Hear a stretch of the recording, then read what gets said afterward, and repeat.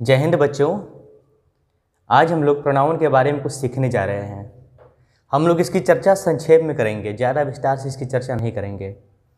आज का मेरा बताने का उद्देश्य है कि एक टेक्निक के माध्यम से प्रोनाउन के सारे भेद को हम लोग याद कर लें। अब इसका एक दूसरा वीडियो और बनाना है जिसमें कि इसके डिटेल्स को बताया जाएगा, लेकिन तत्काल मेरा उद्देश्य यही है कि आप टेक्निक के माध्यम से इसके भेदों को आप याद कर लीजिए। संक्षेप में इसके बारे में थोड़ी सी चर्चा करते हैं कि प्रोनाउन क्या है। तो प्रोनाउन में एक शब्द छिपा हुआ है नाउन, यानी कि प्रोनाउन से नाउन का रिश्ता है। कैसा रिश्ता है? तो जब हम नाउन को बार बार दोहराना नहीं चाहते हैं, वैसी स्थिति में हम प्रोनाउन का प्रयोग करते हैं। जैसे अगर यदि किसी के बारे में हम लिखते हैं कि रमेश एक अच्छा लड़का है, रमेश खेलता है, रमेश पढ़ता है, रमेश लिखता है, रमेश जाता है, रमेश आता है, तो बार बार रमेश सुनने में भद्दा लगने लगता है। ऐसी स्थिति में हम क्या करते हैं, तो बोलते हैं कि पहला वाक्य तो लिखते हैं कि रमेश अच्छा लड़का है। इसके पश्चात लिखते हैं कि वह समय पर काम करता है, समय पर विद्यालय जाता है, समय पर नोट्स बनाता है। अब रमेश शब्द हटकर रमेश के स्थान पे वह आ गया, तो यह जो वह आया है वह प्रोनाउन है। बस इसी के साथ हम अपनी चर्चा को आगे बढ़ाते हैं कि तो देखिए यहाँ पे संक्षेप में एक परिभाषा लिखी हुई है। Pronoun is a word used instead of noun, यानी कि प्रोनाउन एक ऐसा वर्ड है जो नाउन के बदले में प्रयोग होता है। इंस्टेड ऑफ का मतलब होता है के बदले में। इंस्टेड ऑफ का मतलब होता है के बदले में, यानी कि pronoun is a word used instead of noun, यानी कि प्रोनाउन नाउन के बदले में यूज होता है। अब हम लोग इसकी चर्चा करते हैं कि इसके भेद कितने होते हैं। इसके 10 भेद होते हैं। पुराने ग्रामर में 8 भेद लिखे हुए हैं। अगर यदि आप बच्चों के ग्रामर को पढ़ेंगे तो उसे 5 ही भेद लिखे हुए हैं, लेकिन कुल मिलाकर इसके 10 भेद लिखे हुए हैं। समय के साथ साथ हर चीज़ में परिवर्तन आता है। तो देखिए, तो पहला भेद है personal pronoun, possessive pronoun, demonstrative pronoun, distributive pronoun, एम्फैटिक pronoun, interrogative pronoun, indefinite pronoun, relative pronoun, reciprocal pronoun और रिफ्लेक्सिव प्रोनाउन। इस प्रकार ये 10 भेद होते हैं। अब इन 10 भेद को याद रखने में थोड़ी कठिनाई होती है, तो इसको मैंने एक टेक्निक के माध्यम से याद करवाने का प्रयास किया है। P2, D2, EI2, R3, P2, D2, EI2, R3, P2, D2, EI2, R3, यानी कि P से 2 भेद, D से 2 भेद, E से 1 भेद, I से 2 भेद और R से 3 भेद होते हैं। पहले P को इसलिए रखा है क्योंकि P से प्रोनाउन। आगे जब मैं आपको एडजेक्टिव के बारे में बताऊंगा तो उसमें भी आपको कन्फ्यूज़न ना हो, इसलिए इस प्रकार इसको अरेंज किया हुआ है। तो P2, D2, I2, E, R3, ठीक है। तो अब इसको याद कैसे रखेंगे? तो यहाँ पे मैंने लिखा है P2 यानी कि P से 2 वर्ड, परम पूज्य। फिर D2 यानी दीनदयाल, परम पूज्य दीनदयाल। ई से एक साथ इंडिया और इंडोनेशिया के रास्ते पर रहते रहे, ठीक है। पी से परम पूज्य, P2 से P से एक परम, फिर दूसरे P से पूज्य, परम पूज्य। D2 यानी दीनदयाल। ई से एक साथ, I से इंडिया, I से इंडोनेशिया के रास्ते पर रहते रहे, यानी कि R3 है तो R से हो गया रास्ते, फिर रहते, फिर रहे। R1 से रास्ते, R2 से रहते और R3 से रहे। तो इस प्रकार हम याद रखेंगे कि परम पूज्य दीनदयाल एक साथ इंडोनेशिया के रास्ते पर रहते रहे। परम पूज्य दीनदयाल एक साथ इंडिया इंडोनेशिया के रास्ते पर रहते रहे। तो ये टेक्निक है, इस टेक्निक के माध्यम से आप ये याद रख लेंगे। अब तो हमने इसे याद रख लिया, अब हम इसको इरेज कर देते हैं।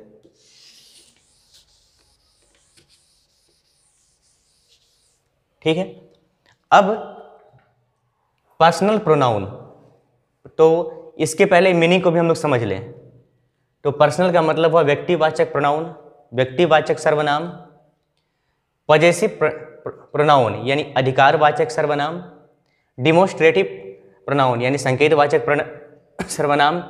डिस्ट्रीब्यूटिव प्रोनाउन यानी व्यष्टिवाचक सर्वनाम। एम्फैटिक प्रोनाउन बलदायक सर्वनाम। इंटेरोगेटिव प्रोनाउन प्रश्नवाचक सर्वनाम। इनडेफिनिट प्रोनाउन अनिश्चितवाचक सर्वनाम। रिफ्लेक्टिव प्रोनाउन संबंधवाचक सर्वनाम। रेसिप्रोकल प्रोनाउन परस्पर बोधक सर्वनाम, रिफ्लेक्सिव प्रोनाउन निजवाचक सर्वनाम। तो बच्चों अंग्रेजी में वर्ड मीनिंग, अंग्रेजी का गहना है, ज्वेलरी है। जितनी ज़्यादा आपकी वर्ड मीनिंग अच्छी होगी उतना ज़्यादा आप अंग्रेजी में काम कर पाएंगे। तो इसके अर्थ को पहले समझना है। जब हम इसके अर्थों को समझ जाते हैं तो याद रखना आसान हो जाता है, सरल हो जाता है। तो पर्सनल यानी कि व्यक्तिवाचक, क्षमा कीजिए, आपने पढ़ा होगा कि नाउन के भी 5 भेद होते हैं। पहला भेद है प्रॉपर नाउन। तो जैसे प्रॉपर नाउन है तो प्रॉपर नाउन का संबंध कहीं ना कहीं पर्सनल नाउन से हो जाता है। पर्सनल नाउन यानी कि व्यक्तिवाचक सर्वनाम। इसके अंतर्गत आई, वी, यू, दे, शी, ही इत्यादि आते हैं। तो आप समझ गए कि व्यक्तिवाचक इसको बोध कराते हैं, जैसे कि मैं, तो ये एक खास व्यक्ति पर बोध हो रहा है। मुझे क्या, यू यानी आप, यह भी व्यक्तिवाचक हो गया। तो इसके अंतर्गत आई, वी, यू, शी, ही, दे इत्यादि आते हैं। ये व्यक्तिवाचक सर्वनाम हो गया। अब बारी आती है पजेसिव प्रोनाउन की, यानी कि अधिकारवाचक। पजेसिव मतलब अधिकारवाचक। तो अधिकारवाचक के अंतर्गत क्या आता है, यह कलम मेरी है। तो मैंने बताया कि इस पेन से मेरा ये पेन पर मेरा अधिकार है, इस पेन पर मेरा अधिकार है, यह कलम मेरी है। This pen is mine, this pen is mine, this white board is yours, ये व्हाइट बोर्ड आपकी है, आपके लिए ना बनाई है। अब फिर जैसे मैंने कहा this mic is ourselves, यह माइक हम लोगों का है। तो इसके अंतर्गत हो गया mine, theirs, ourselves, your सेल्फ्स।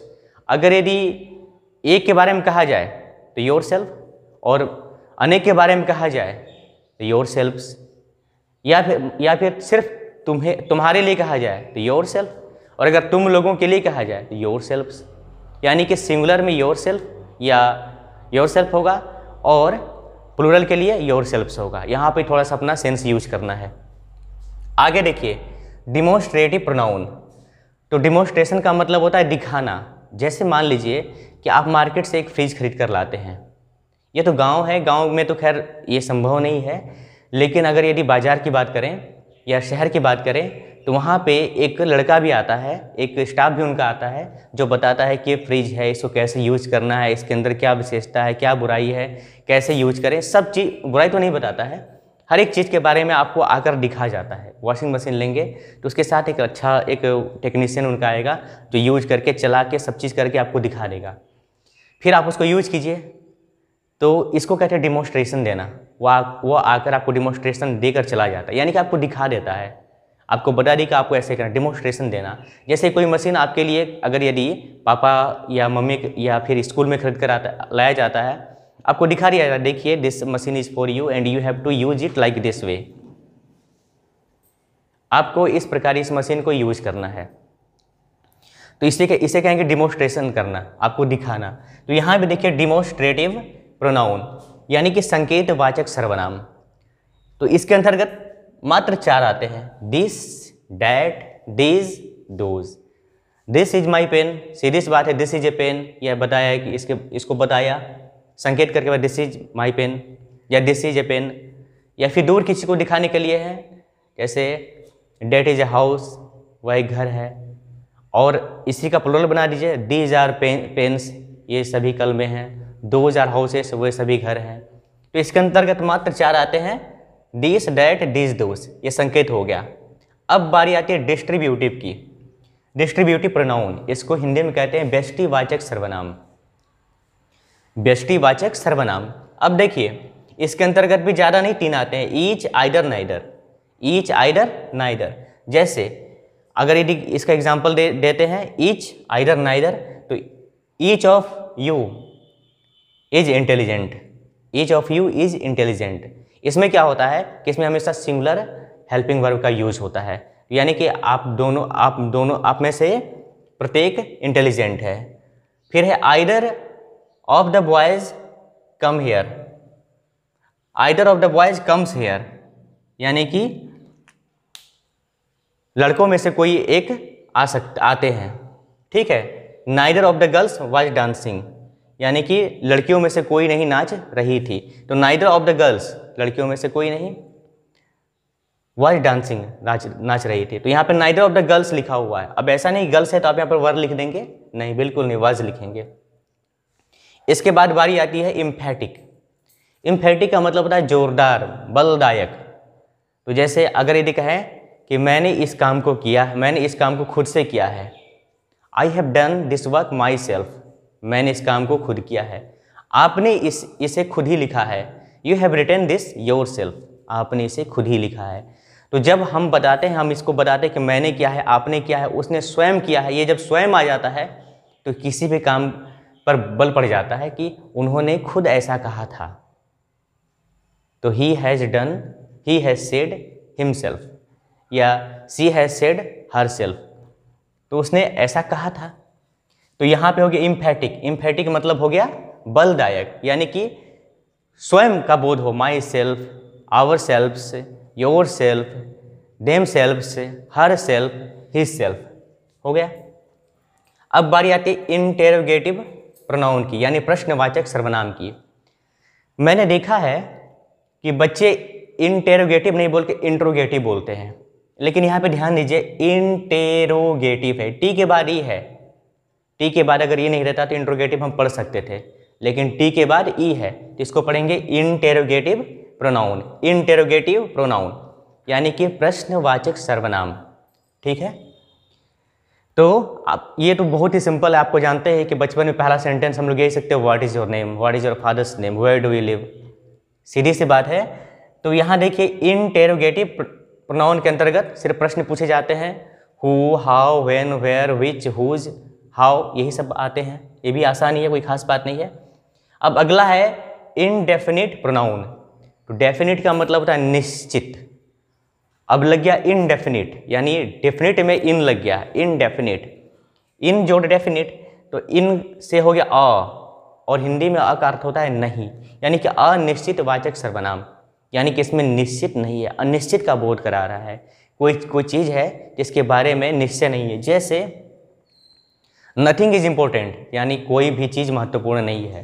तो यहाँ पे सबके बारे में बोल दिया, तो यहाँ तो निश्चित तो कुछ बताया नहीं। नोबडी वाज प्रेजेंट देयर, कोई भी वहाँ उपस्थित नहीं था। सबके बारे में बता दिया, अनिश्चित है, कोई फिक्स नहीं है। Somebody may steal your pen, आपकी कलम कोई भी चुरा सकता है, कोई भी आपकी कलम चुरा सकता है। एनीबडी कैन डांस, कोई भी नाच सकता है। All of you are honest, आप सारे लोग ऑनेस्ट। तो आप यहाँ देखिए इसमें कोई भी निश्चित नहीं है, ये सब को एक ही भाव में आंका जा रहा है, तो इसीलिए इसको कहा गया है इनडेफिनिट प्रोनाउन।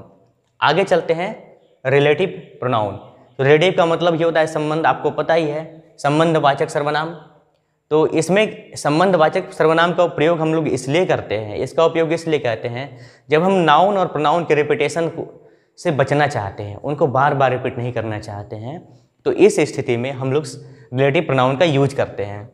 जैसे the boy who is writing is my brother, the boy who is writing is my brother, लड़का जो लिख रहा है वह मेरा भाई है। तो देखिए the boy who is writing, जो लिख रहा है, is my brother, the boy who is writing is my brother. यहाँ पे अगर यदि हु रहता इंटरोगेटिव में, हु इज योर फ्रेंड, आपका दोस्त कौन है, हु इज राइटिंग, कौन लिख रहा है, तो यहाँ पे हो गया इंटरोगेटिव सेंटेंस। लेकिन यहाँ देखिए नाउन के बाद आया the boy who is writing is my brother, यानी लड़का जो लिख रहा है वह मेरा भाई है।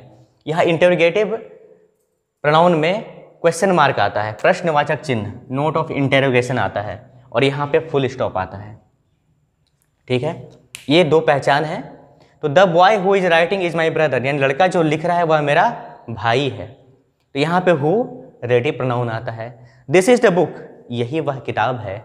दैट यू लेंट मी, जो तुमने मुझे उधार दिया था, जो तुमने मुझे दिया था या दिया। यहाँ पे डेट देखिए रिलेटिव प्रोनाउन का बोध करा रहा है। मैंने आपको पहले बताया कि मैं आपको संक्षेप में बता रहा हूँ, विस्तार में नहीं बता रहा हूँ, और मेरा उद्देश्य है कि मैं आपको कम में, शॉर्ट में आपको मैं इसके भेद को समझा सकूँ। अगला चलते हैं रेसिप्रोकल प्रोनाउन, परस्पर बोधक। परस्पर बोधक का मतलब हुआ एक दूसरे को, सीधा एक दूसरे को, और इसके अंतर्गत सिर्फ दो ही आते हैं, एक ईच अदर, एक वन अनदर। ईच अदर मतलब एक दूसरे को, वन अनदर भी एक दूसरे को। जैसे दे हेल्प ईच अदर, वो एक दूसरे की मदद करते हैं। दे लव ईच अदर, वे लोग एक दूसरे से प्रेम करते हैं। बस इसमें ज़्यादा कोई खास बात नहीं है। अब रिफ्लेक्सिव प्रोनाउन, रिफ्लेक्सिव तो समझिए रिफ्लेक्ट, रिफ्लेक्सिव समझिए रिफ्लेक्ट। रिफ्लेक्ट मतलब क्या? अब छाया अपने ऊपर ही पड़ना, उसका रिफ्लेक्शन अपने ऊपर ही होना, रिफ्लेक्सिव प्रोनाउन। तो जैसे यहाँ भी सेल्फ का ही यूज होगा देखिए, और इम्फेटिक में भी सेल्फ का यूज होगा, लेकिन इन दोनों सेल्फ के यूज में अंतर है। क्या अंतर है? जैसे I did it my self, मैंने इसे स्वयं किया, यहाँ पे आया। लेकिन यहाँ पे क्या होगा? आई रियून्ड माई सेल्फ, मैंने अपना विनाश स्वयं किया। तो यहाँ देखिए, यहाँ भी माई सेल्फ है और यहाँ भी माई सेल्फ है, लेकिन यहाँ पे क्या हो गया? मैंने जो काम किया है, मैंने स्वयं अपना काम किया है और इसका असर दूसरे पे पड़ रहा है। और यहाँ पे क्या है कि मैंने जो काम किया उसका असर मेरे ऊपर पड़ रहा है। जैसे सी made her stronger her self, यानी उसने स्वयं को ज़्यादा मजबूत किया। जैसे दे मोटिवेटेड देम सेल्फ्स, उन लोगों ने अपने आप को मोटिवेट किया, प्रोत्साहित किया। तो इस प्रकार क्या हो गया कि इसकी छाया इसके ऊपर पड़ रही है, माई सेल्फ की छाया आई के ऊपर पड़ रही है। यानी कि जैसे यहाँ पे कहिए you killed A tiger your self, तुमने स्वयं बाघ को मारा। लेकिन यहाँ पे हो जाएगा यू किल्ड योर सेल्फ, तुमने स्वयं को मार लिया। तो मुझे ऐसा यकीन है कि अब हम ये समझ गए होंगे कि रिफ्लेक्सिव प्रोनाउन किसको कहते हैं। ठीक है, अब तो इस प्रकार हमने देखा P2, D2, I, E2, R3, यह हमने देख लिया है। अब हम इसको लिंक करके पढ़ते हैं। जब हम लिंक करके पढ़ेंगे तो क्या होगा, समझना थोड़ा आसान हो जाएगा, याद रखने में सहूलियत होगी। देखिए, तो सर्वनाम आपको पता है कि नाउन के बदले में आता है, तो इसकी शुरुआत पर्सनली करते हैं, पर्सनल से। ठीक है, तो सबसे पहले पर्सनल प्रोनाउन, सबसे पहले पर्सनल प्रोनाउन हो गया। तो जब मैंने पर्सनल को बताया तो मैं अधिकार बताऊंगा कि नहीं ये चीज़ मेरी है, अधिकार बताऊंगा। चलिए अधिकार में आ जाइए, माइन, योर्स, हर्स, हिज। इसके बाद जब ये चीज़ मेरी है तो मैं अपनी चीज़ को दिखाऊंगा, देखिए चीज़ मेरी है, देखिए चीज़ मेरी, देखिए चीज़ मेरी है। तो मैंने उसको डिमोन्स्ट्रेशन दे दिया, संकेत कर दिया, दिस दैट दिस दोस। फिर जब चीज़ मेरी है तो मैं उसे बांट भी सकता हूँ, जिसे मर्जी है मैं उसे दूँ, तो मैंने उसे डिस्ट्रीब्यूट कर दिया, ईच आइदर ना इधर, मैंने उसे बांट भी दिया। जब चीज़ मेरी रहेगी तो मैं इस पर जोर देकर कहूँगा, उस पर मेरा अधिकार रहेगा तो मैं बोलूँगा ही, जोर दूंगा, तो इम्फेटिक प्रोनाउन। फिर जब मैंने बांट दिया, जोर दे दिया, सब कुछ बता दिया, तो मैं प्रश्न पूछ सकता हूँ, मुझे प्रश्न पूछने का अधिकार है, कौन, कहाँ, क्यों, कैसे। उसके बाद मैंने प्रश्न पूछा तो क्या वो सब उलझ गए, वो लोग अनिश्चितता में आ गए, क्या सही है, क्या गलत है, क्या निश्चित है, क्या अनिश्चित है, तो इंडेफिनिट प्रोनाउन। उसके बाद मैंने बताया कि इसका संबंध उससे है, उसका संबंध उससे है, तो मैंने उसका संबंध स्थापित किया। जब संबंध स्थापित कर दिया तो रिलेटिव प्रोनाउन। फिर चूंकि मैंने बांट दिया था इसलिए मैंने कहा कि आप इसको लीजिए, एक दूसरे की हेल्प कीजिए, एक दूसरे से बताइए, तो रेसिप्रोकल प्रोनाउन। फिर जब वो लोग लेकर अपने ऊपर यूज करने लगे तो उसका कुछ ना कुछ असर दिखने लगा। जैसे मैंने कोई अच्छा सा आपको कुछ मशीन दे दिया, उस मशीन से आप लोगों ने यूज किया, अब आप टेक्नीशियन बन गए, तो उसका आप पर बेनिफिट दिखने लगा। तो आप कहेंगे ना कि I use this machine myself and I improved myself, मैंने स्वयं इस मशीन का यूज किया और मैंने अपने आप को निखारा, सुधारा, संवारा। तो यहाँ पे हो गया रिफ्लेक्सिव प्रोनाउन। तो इस प्रकार बच्चों हम देखते हैं कि यह जो प्रोनाउन के 10 भेद, जिसको विद्यार्थी याद करने में थोड़े से परेशान होते हैं, अगर ये 2-3 टेक्निक को याद रखें, पहला तो ये इस टेक्निक को याद कर ले, दूसरी बात जो मैंने पहले नाम बताया था ना, उस नाम को याद कर ले, उस सेंटेंस को अगर आप इसको अच्छे तरीके से और बना सकते तो आप बना लीजिए, तीसरा इस लिंक को करके याद रख लीजिए। तो मेरा यकीन है कि आपको इसके भेद याद करने में सुविधा होगी। क्योंकि ये मेरा पहला पार्ट है, इसके पार्ट को मैं फिर बना दूंगा। आज के लिए इतना ही। जय हिंद।